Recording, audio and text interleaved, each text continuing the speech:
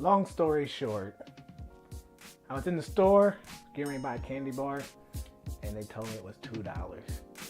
I said, what? Last time I bought a candy bar was 50 cents. So I told the clerk, I'm gonna make my candy bar. So here we are. Let's get started.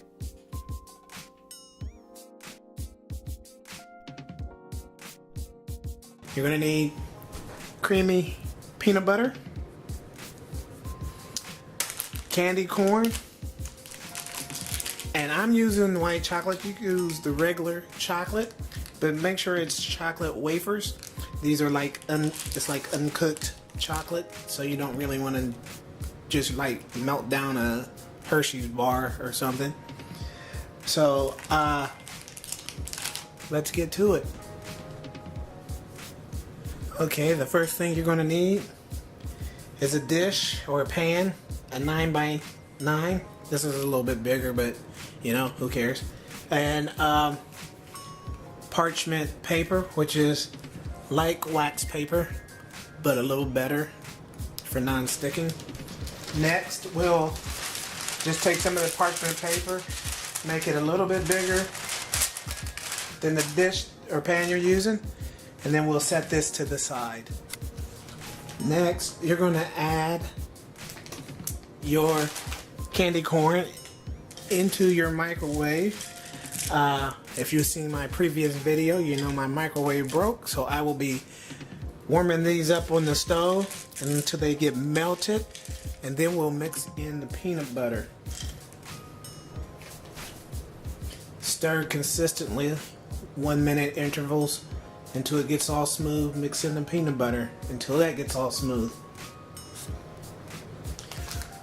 Of course, you only need about 18 ounces of the candy corn, and the bag here has 22 ounces, which leaves a little bit left over for some nibbling while you wait for your candy bars to get done.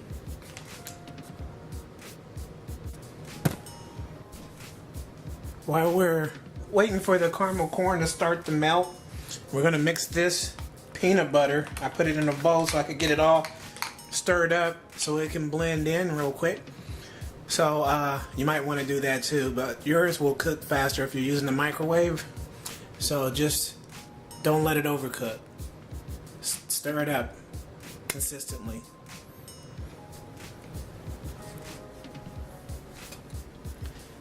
How are you coming along with it? Is it melting in the microwave and you just keep pulling it out? This is what it should be looking like. It's taking a little while for me. You might be already done with this part.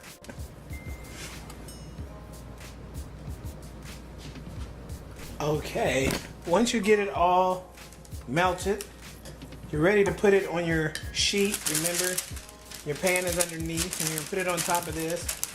And it's that parchment paper, like wax paper. If you don't have parchment paper, use wax paper.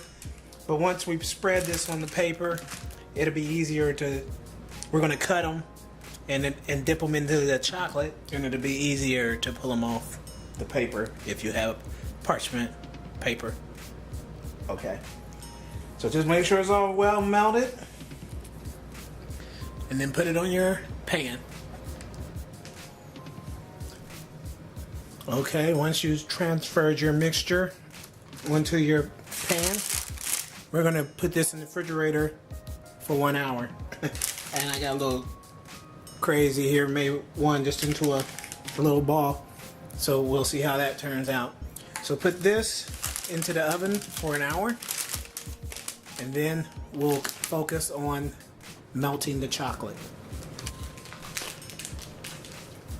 While we wait for the base of the candy bar to firm up in the refrigerator, we're going to use this chocolate and start to melt that so it's ready. Make sure it's bark. Even if it's chocolate, it'll be bark. And then or wafers, if you got wafers. This is just anywho. Let's get this melted.